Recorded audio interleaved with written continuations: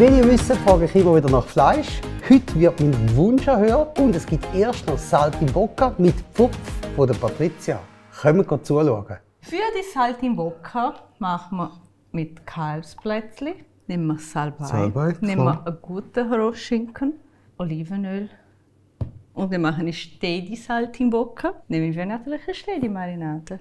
Fantastisch. Okay. Gut, ich meine, ich habe das mega gern, aber ich habe es noch nie von dir gegessen und ich glaube, das wird das allerbeste sein, aber da lassen wir uns jetzt überraschen. Ich würde sagen, es ist einfach weniger Zutaten und ich selber vergesse das. Ich mache das gar nicht so oft, aber es ist wirklich super. Ich habe es gern. Ich freue mich. Bis nachher. Bis nachher. Danke. Ciao. Tschüss. Plätzli haben wir so vom Metzger gekriegt. Schinken habe ich nur ein bisschen so halbiert. Sie sind ja riesige Tranche. Das macht mir ein bisschen einfach. Ich habe jetzt Zahnstocher und Salbei vorbereitet. Da muss ich auch nicht so viel machen. Es gibt da einen Pfuff. Für die habt ihr jetzt Metzgermarinade genommen. Ich mache das gerne so. Ich das gerne das Fleisch einmassieren mit dem. Das sind so dünne Plätzchen, dann muss man auch nicht viel vorher marinieren. Da kann ich wirklich jetzt direkt mit der Marinade einmassieren und gleich in die Pfanne. Dann gibt es zwei Varianten, wie man eine Saltimbocca machen kann. Und je nach Geschmack, ich mache jetzt beide Varianten, vielleicht gibt es sogar mehr als zwei. Einige Leute haben gerne die Salbei über den Schinken und andere unter den Schinken. Also eine mache ich da unter dem Schinken. Ich mache aber so, dass wir auf beiden Seiten Salbei und Schinken haben. Mit einem Zahnstocher.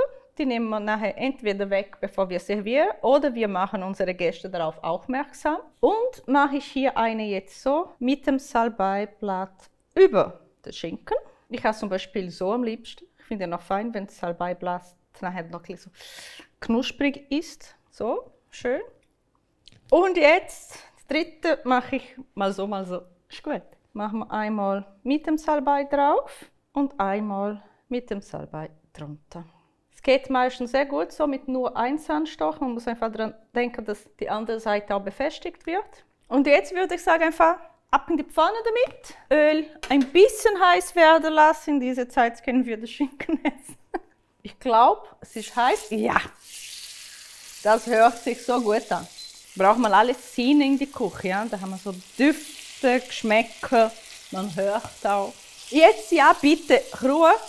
Nicht hin und her drehen, richtig heiß machen, sie sind eben dünn, dann soll auch schnell gehen. Und jetzt kann man drehen, schön. Bei denen habe ich die Salbei verloren. Ich würde sagen, wenn ich so drücke, dass es gut singt, stelle da ab. Unheimlich schnell, oder? Aber gut sieht es aus. Bist du da?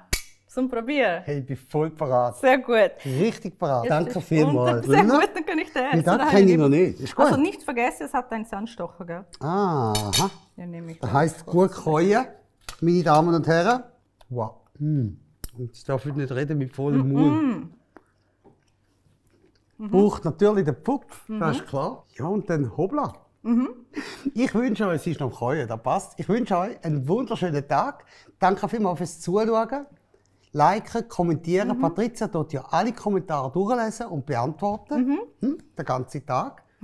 Und ich würde sagen, bis nächstes Mal. Vielen Dank fürs Zuschauen. Bis nächstes Mal. Tschüss, miteinander.